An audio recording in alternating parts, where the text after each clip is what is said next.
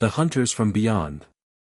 The Varkrai emerged from their crystalline sleep pods aboard the massive hunter ship Apex Dominion, their iridescent scales shifting colors as they awakened. Supreme Hunter Kthara stretched her muscular frame, secondary arms extending as her primary set checked the ship's systems. The neural interface pulsed with information, another conquest awaited. Status report, she commanded, voice resonating through the bridge's crystalline architecture. Target planet located in the Orion spiral arm, Second Hunter Zextor responded, manipulating the holographic display with practiced precision. Designation, Earth. Class M planet, nitrogen-oxygen atmosphere, diverse biosphere. Kthara's vertical pupils dilated with interest as the planet's image rotated before her. Blue oceans, green and brown landmasses, swirling white clouds, it looked like countless worlds they'd conquered before. The Varkrai had spent millennia perfecting the art of hunting, evolving from primitive predators on their harsh homeworld of Varkroth into the galaxy's ultimate hunters. Their success wasn't merely physical. While their bodies were marvels of evolutionary engineering, enhanced strength, regenerative capabilities, adaptive camouflage, and unmatched sensory perception, it was their intelligence that truly set them apart. Every conquest added to their collective knowledge, their neural networks absorbing and analyzing new hunting techniques. Initial scout reports. Kthara inquired, examining the preliminary data streams. Primitive technological civilization, Zextor replied, his secondary arms adjusting the sensor arrays. Dominant species shows minimal physical capabilities. No energy weapons, no planetary shields, limited space presence. Kthara's mouth plates shifted in what passed for a smile among her kind. Another simple hunt then. Deploy the preliminary probes. I want detailed analysis of their top predator species. As the probes descended through Earth's atmosphere, Kthara reflected on their species' long history of conquest. The Varkrai had faced countless challenging species across the galaxy, the crystalline hive minds of the Zentari, the psychic warriors of Nexus 7, even the silicon-based behemoths of the Drachnid system. All had fallen before the Varkrai's superior hunting prowess. The first probe reports began streaming in, and Kthara's confidence wavered slightly. Earth's biodiversity was unprecedented in their records. The planet hosted an intricate web of predator-prey relationships more complex than anything they'd encountered before. Fascinating, muttered Chief Biologist Nextral, his sensory tendrils writhing with excitement as he processed the data. Look at the variety of hunting strategies. Ambush predators, pack hunters, persistence hunters, trap specialists, this single planet has developed more hunting techniques than entire solar systems we've conquered. Kthara studied the footage of Earth's apex predators. A massive striped feline stalking through dense vegetation, its movements silent and precise. A pack of gray-furred quadrupeds coordinating to bring down prey many times their size. Scaled aquatic hunters that had remained nearly unchanged for hundreds of millions of years. And the dominant species, she questioned, turning her attention to the beings called humans.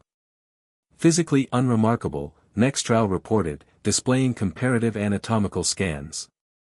Endurance capabilities are notable, but otherwise they lack natural weapons, armor, or enhanced senses.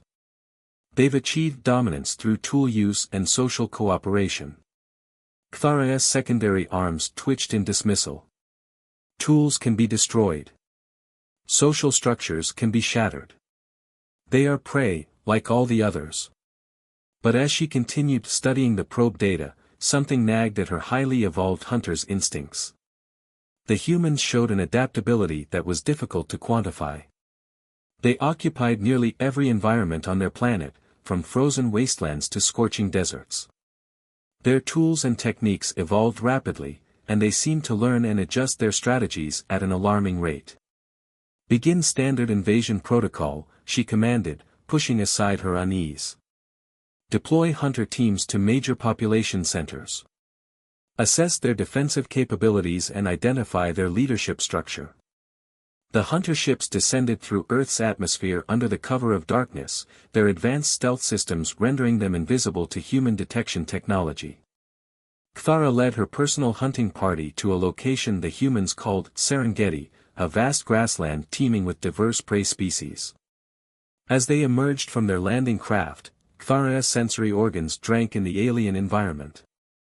The air was thick with organic compounds, the ground vibrated with the movement of countless creatures, and the night wind carried a symphony of unfamiliar sounds.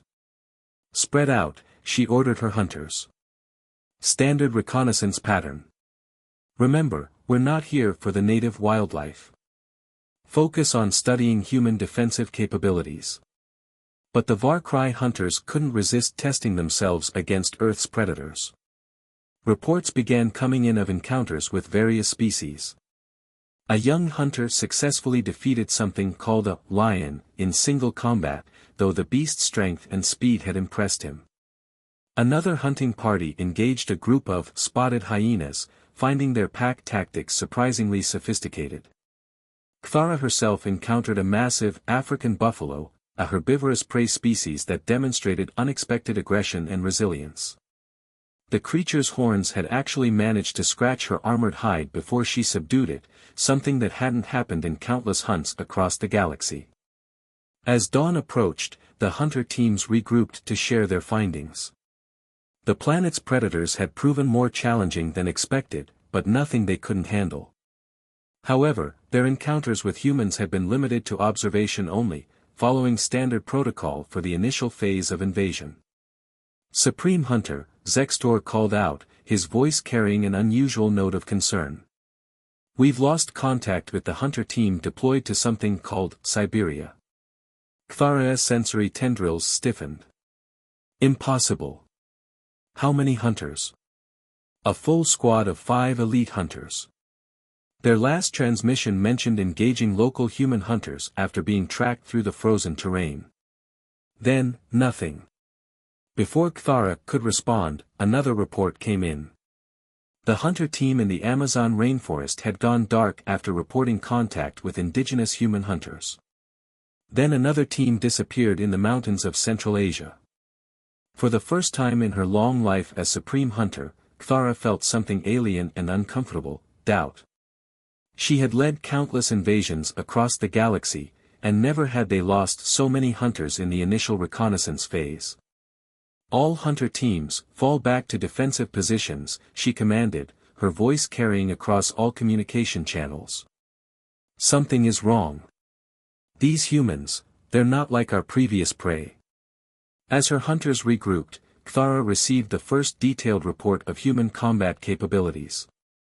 A hunter team had managed to capture footage of their encounter with human hunters in Africa before being forced to retreat. The humans had used something called tracking to follow the Varkrai despite their advanced camouflage. They had anticipated ambush points, set elaborate traps, and used their seemingly primitive weapons with devastating effectiveness.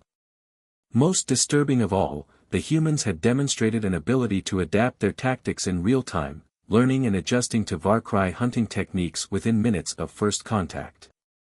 They communicated constantly, sharing information and coordinating their efforts in ways that reminded Kthara uncomfortably of her own species. As she watched the sun rise over the African savanna, Kthara realized that this invasion would be unlike any other. The Varkrai had evolved to be the galaxy's perfect predators, but they had just encountered a species that had evolved to be something perhaps even more dangerous, perfect adapters.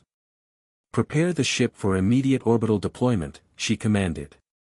We need to reassess our strategy.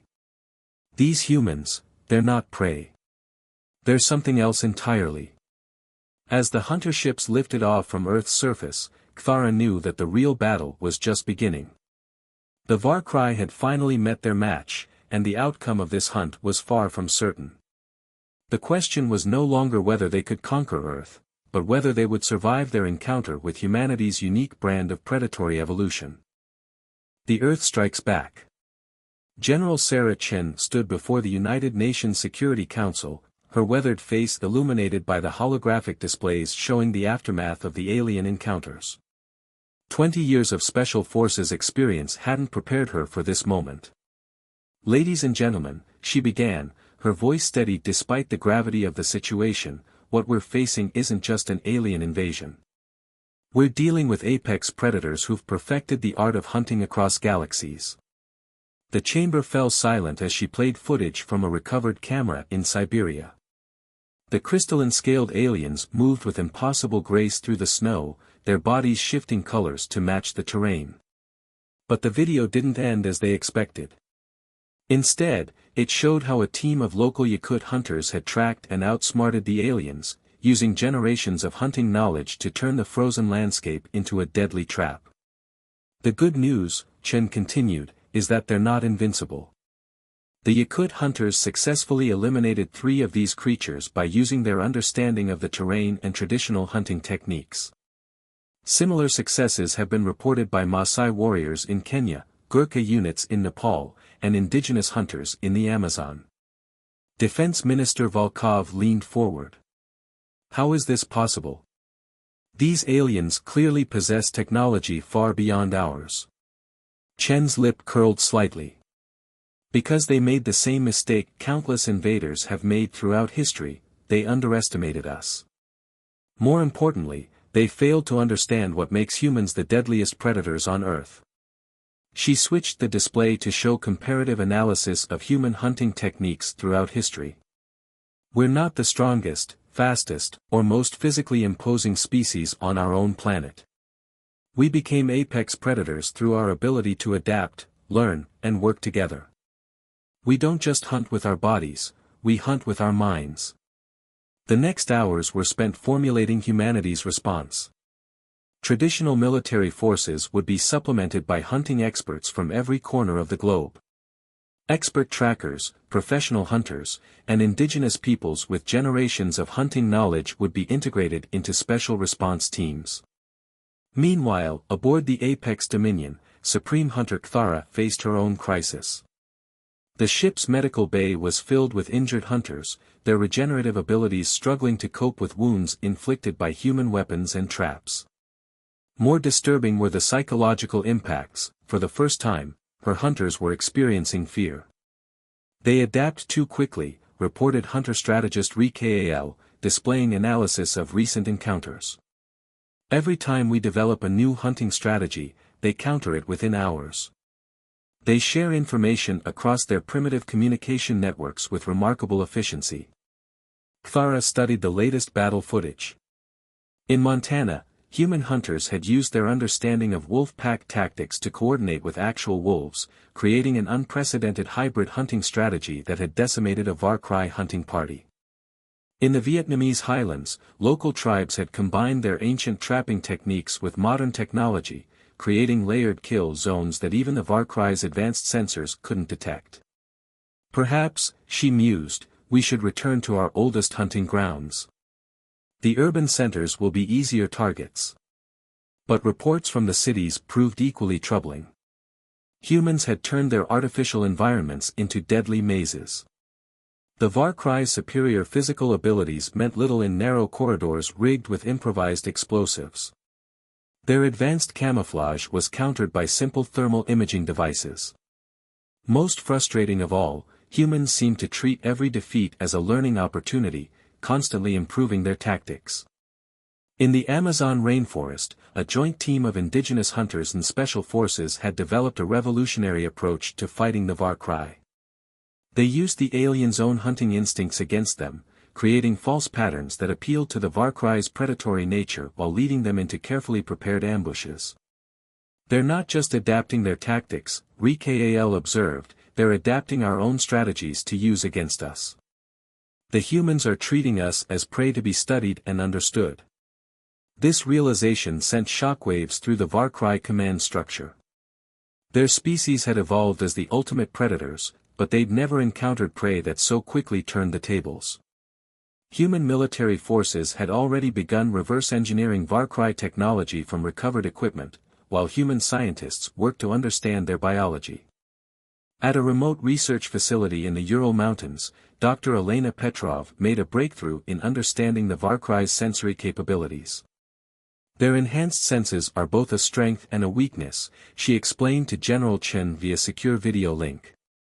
They rely heavily on their ability to process multiple sensory inputs simultaneously.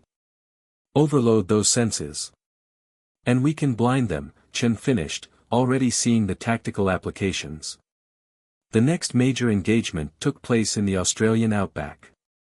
The Warcry launched what they thought would be a straightforward hunt across the open terrain.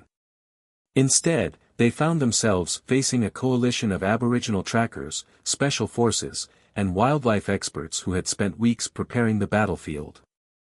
The humans used controlled burns to manipulate the Warcry's thermal vision, created false scent trails with native plants, and used their understanding of local wildlife to create natural early warning systems.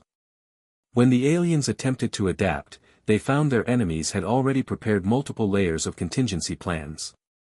They think like us, Kthara realized, watching another hunting party retreat in defeat. No, they think beyond us. We evolved to be perfect hunters, but they evolved to be perfect learners. The turning point came during a massive Warcry assault on New Delhi. The aliens expected the densely populated city to be chaos during their attack. Instead, they found an intricately coordinated defense that combined military precision with the organic adaptability of local knowledge. Urban warfare specialists had worked with street vendors to create intelligence networks.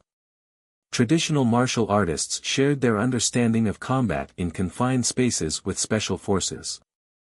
Even the city's monkeys were used to detect Warcry movement, their natural alertness to predators serving as an early warning system. The battle for New Delhi became a legend among both species. The Warcry deployed their most advanced hunting techniques, only to find humans had already developed countermeasures. Human defenders used everything from ancient hunting wisdom to cutting-edge technology, constantly mixing and matching strategies in ways the Warcry's tactical computers couldn't predict. Supreme Hunter, Zextor reported after the defeat at New Delhi, "Our casualties are unprecedented. The humans aren't just fighting us, they're studying us, learning us, becoming better hunters with each engagement." Kthara stood at her command post, watching Earth's lights glitter below. Her species had evolved in isolation on their harsh homeworld, becoming the perfect predators through natural selection. But humans had evolved in a complex web of predator-prey relationships, developing something far more powerful than mere hunting prowess, the ability to understand, adapt to, and overcome any challenge.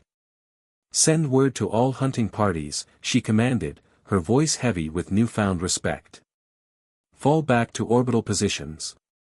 We need to reassess everything we thought we knew about being apex predators." As her ships retreated to safer orbits, Kthara couldn't shake the feeling that this conflict was far from over. The Warcry had come to Earth expecting to find prey, but instead, they'd found something unprecedented in their long history of galactic conquest, equals, or perhaps even superiors, in the art of hunting. General Chen watched the alien ships withdraw from Earth's atmosphere, but she felt no triumph.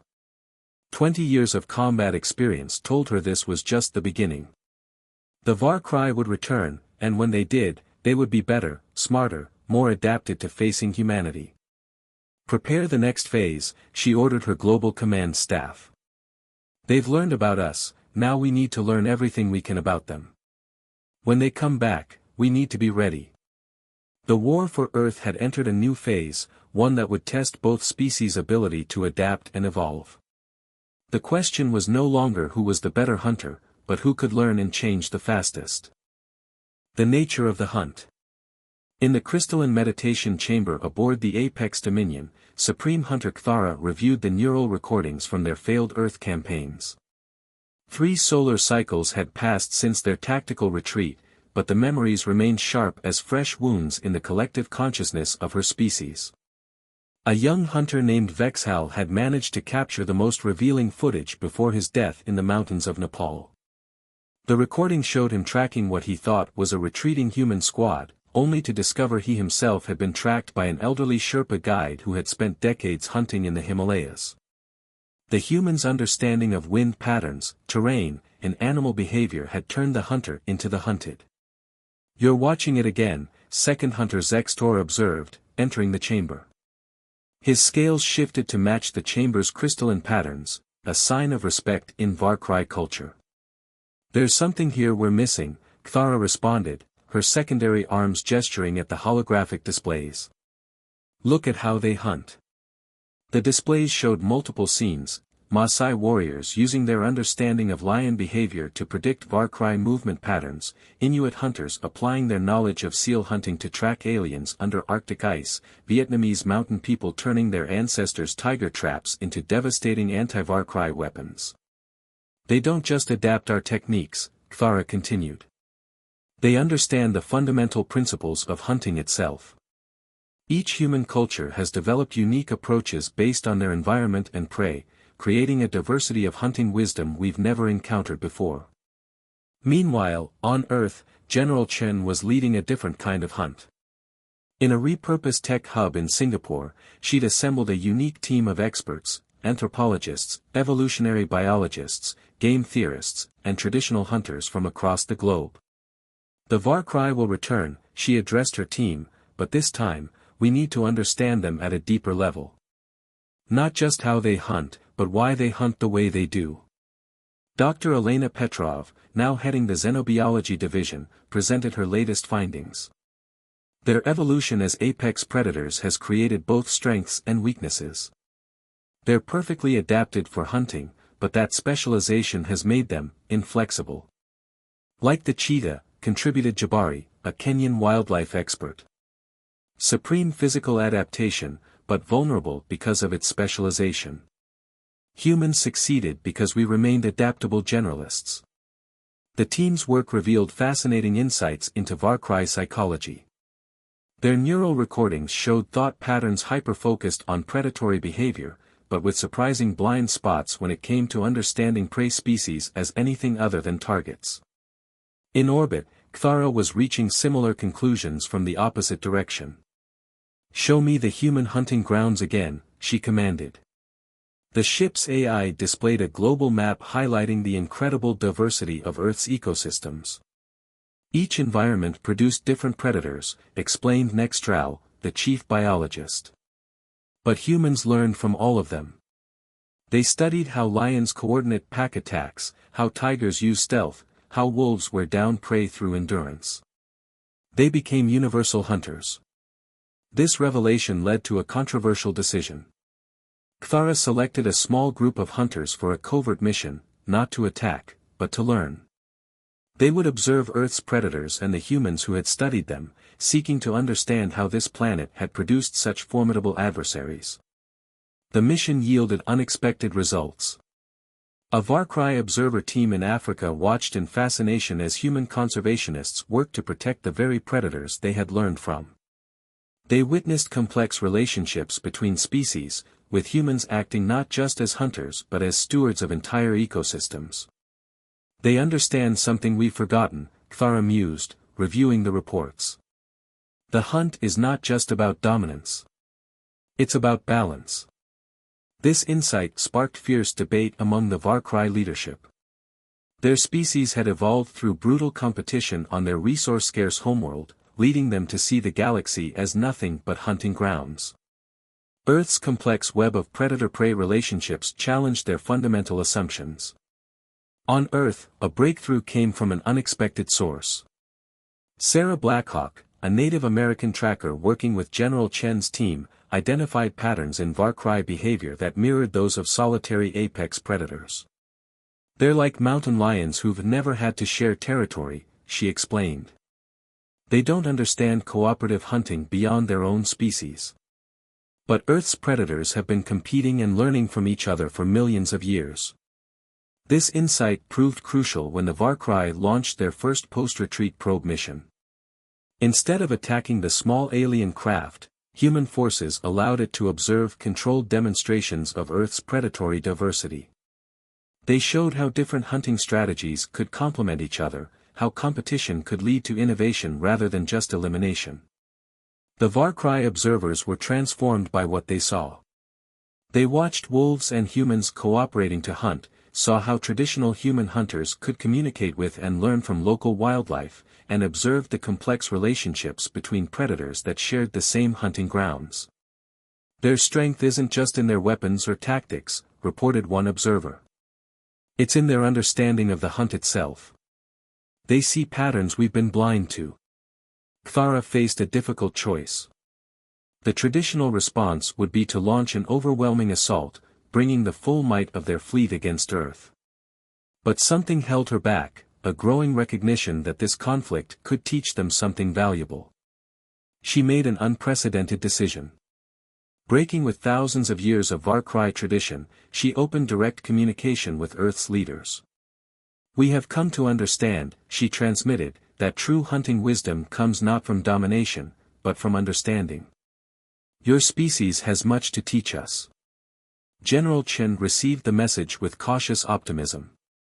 They're learning, she told her staff, but we can't let our guard down. This is either the beginning of a new understanding between our species, or the prelude to an even more dangerous phase of the conflict. The truth, as both species would soon discover, lay somewhere in between. The Varkrai were beginning to respect and learn from humanity's hunting wisdom, but centuries of ingrained behavior wouldn't change overnight. Some among their ranks saw this new approach as weakness, while others recognized it as the next stage in their evolution as hunters. As Earth's defenders prepared for whatever would come next, they continued to refine their understanding of their adversaries. They learned to read the subtle shifts in Varkrai scale patterns that revealed their intentions, began to understand their complex social hierarchies, and studied the few instances where their hunters had shown unexpected mercy or curiosity. We're not just fighting them anymore, Dr. Petrov observed. We're teaching them, whether they realize it or not. And in studying them, we're learning more about ourselves as predators. The stage was set for a confrontation that would define both species' future. The question was no longer simply about survival or dominance, but about what it truly meant to be an apex predator in a universe far more complex than either species had imagined. As Kthara prepared her next move, she found herself questioning everything she'd been taught about the nature of the hunt. Earth had shown them that being an apex predator meant more than just being the strongest or most lethal. It meant understanding the delicate balance of life itself.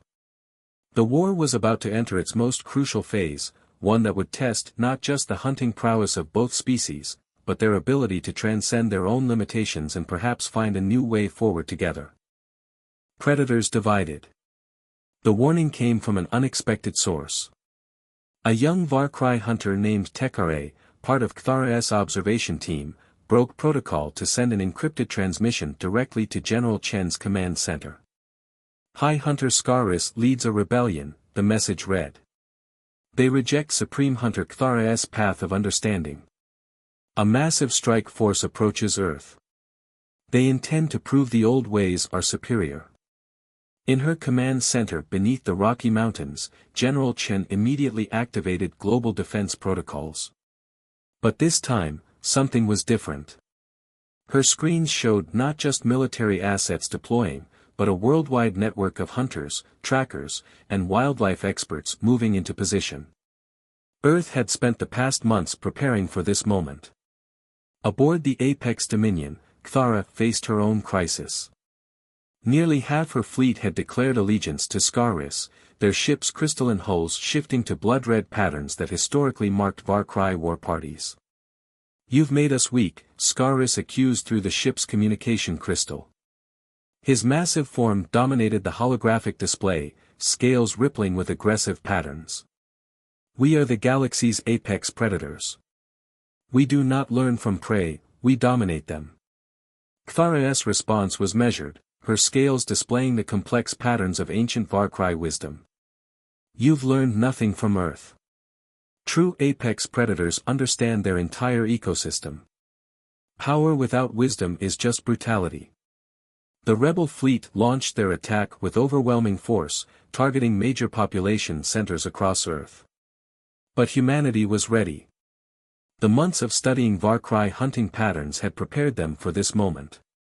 In the Amazon rainforest, indigenous tribes led Varkrai hunter teams into carefully prepared killing grounds. Their centuries of experience hunting jaguars had taught them how to turn an apex predator's confidence against itself. The aliens found their advanced technology countered by an intimate understanding of the environment. Across the Siberian tundra, networks of hunters coordinated with wolf packs to track and ambush Varkrai parties.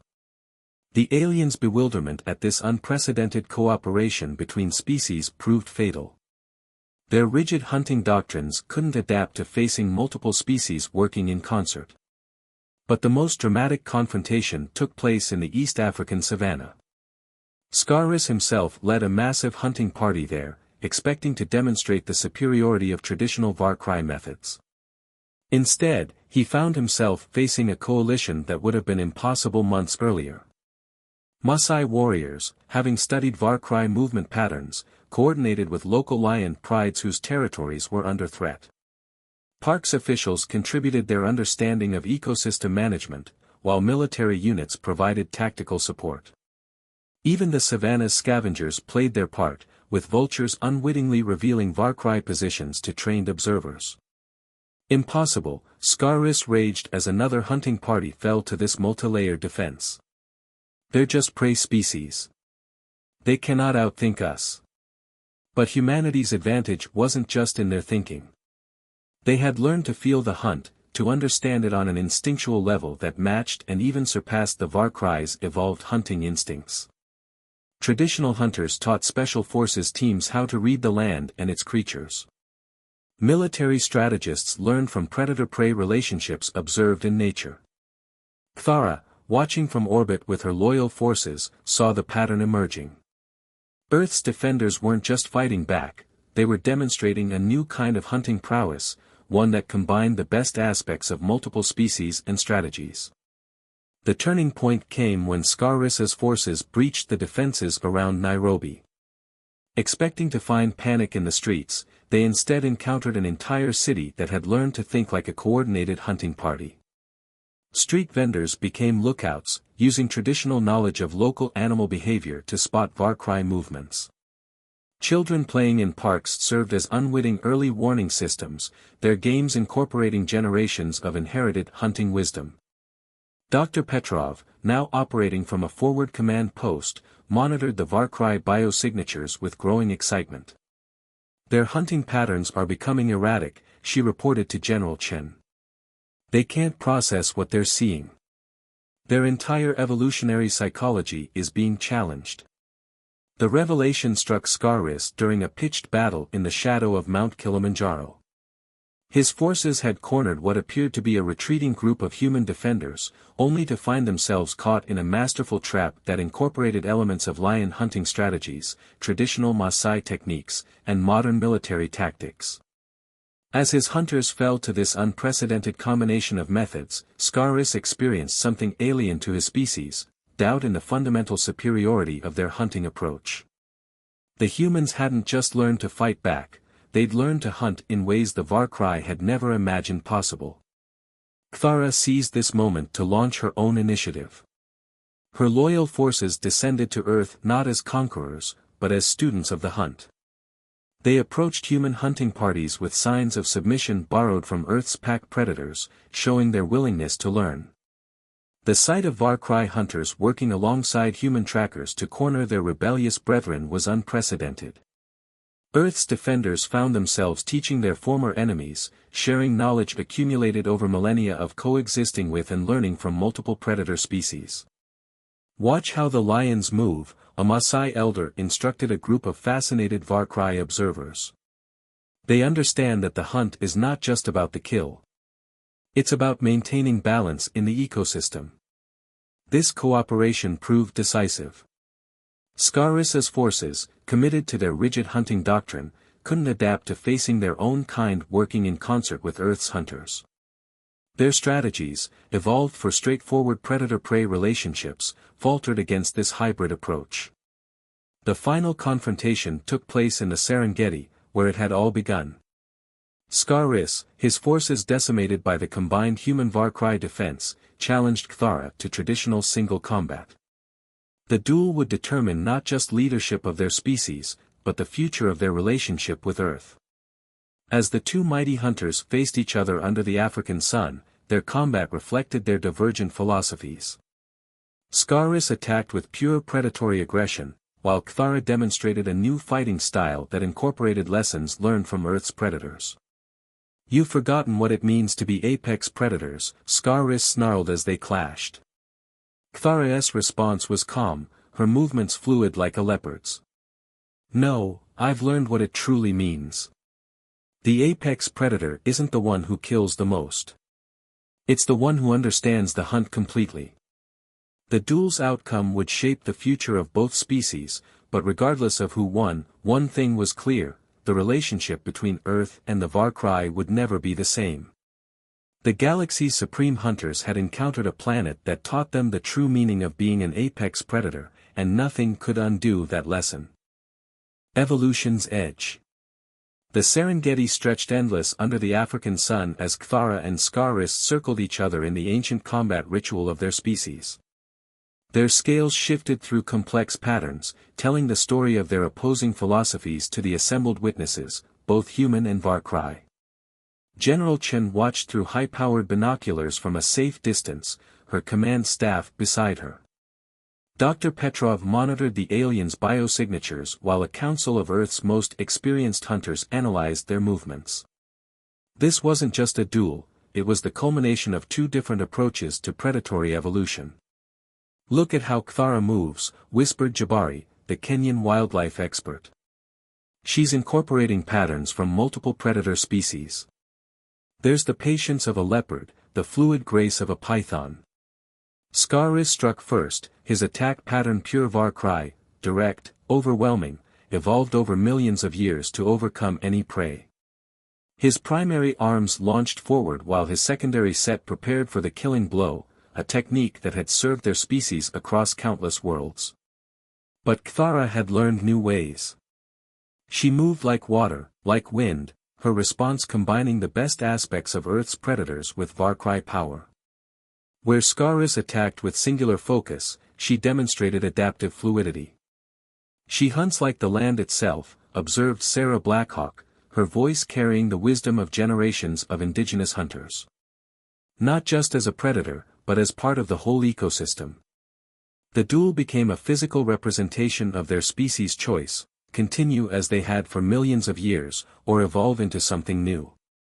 Scaurus's techniques were perfectly honed but predictable. Cthara's hybrid style was unpredictable, incorporating elements from Earth's vast web of predator-prey relationships. "Submit to the old ways," Scaurus demanded between strikes. "We are the galaxy's perfect hunters." Cthara's response came between fluid dodges. "Perfection without adaptation is extinction. Earth has taught us this." Above them, the crystalline ships of both factions hung in low orbit, their crews transfixed by the combat below. This wasn't just about leadership, it was about the future of their entire species. The turning point came when Scaurus, frustrated by his inability to land a decisive blow, fell into a pattern of aggression that mirrored his rigid worldview. Cthara recognized it, the same kind of targeted fixation that had led them to underestimate Earth in the first place. She countered with a movement that no Varkrai had ever seen before, a combination of techniques learned from Earth's most successful predators. Like a wolf pack coordinating to bring down larger prey, like a pride of lions working together, like humans using their intelligence to overcome physical limitations, she turned Scaurus's strength against him. The rebel leader fell, his scales dulling in submission. But Cthara didn't strike the killing blow. Instead, she demonstrated something her species had never before considered: mercy as a form of strength. "Look around you," she commanded, her voice carrying across the savannah. "This planet has more to teach us about being apex predators than all our conquests combined." As if to emphasize her point, a family of lions watched from nearby, their presence a reminder of how Earth's predators had learned to maintain balance in their ecosystems. A pair of Maasai warriors stood calmly beside them, demonstrating the unprecedented cooperation that had developed between species. Dr. Petrov's instruments recorded everything, documenting the subtle changes in Varkrai biology as they processed this new paradigm. They're literally evolving before our eyes, she reported excitedly. Their neural patterns are rewiring, adapting to new concepts of what it means to be a predator. The aftermath of the duel brought changes no one had predicted. Instead of executing the rebels, Kthara established a new tradition. Young Varkrai hunters would come to Earth not to conquer, but to learn. They would study alongside human hunters, learning the diverse approaches that had made Earth's predators so successful. In return, humanity gained insights into the galaxy beyond their world. The Varkrai shared their knowledge of other worlds and species, helping prepare Earth for its eventual expansion into space. It was an exchange that benefited both species.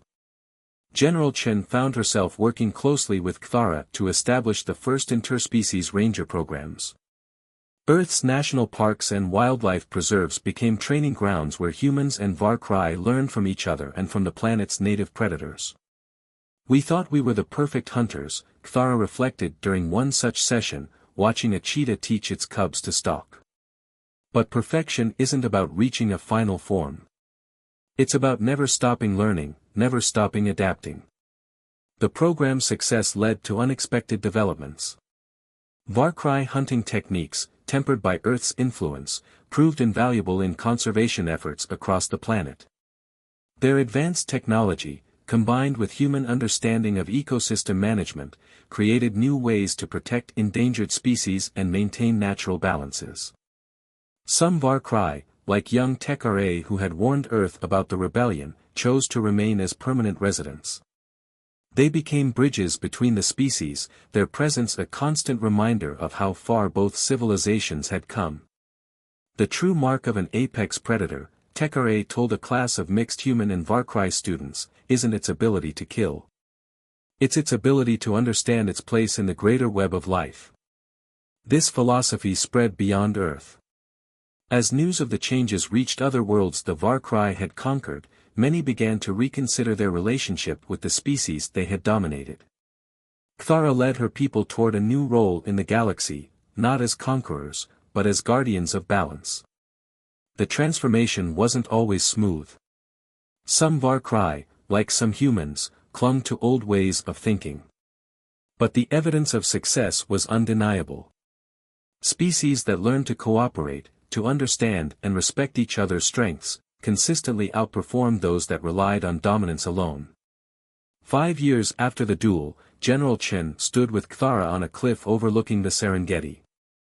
Below them, a mixed group of human and Varkrai rangers tracked alongside a pride of lions, learning from Earth's original predators. We thought we were preparing for war, Chen mused, but we were really preparing for evolution. Kthara's scales shifted in patterns that now incorporated elements of Earth's natural camouflage. Both our species needed this encounter, she responded. You taught us that being an apex predator means more than being the strongest or most lethal. It means understanding the delicate balance that makes all life possible.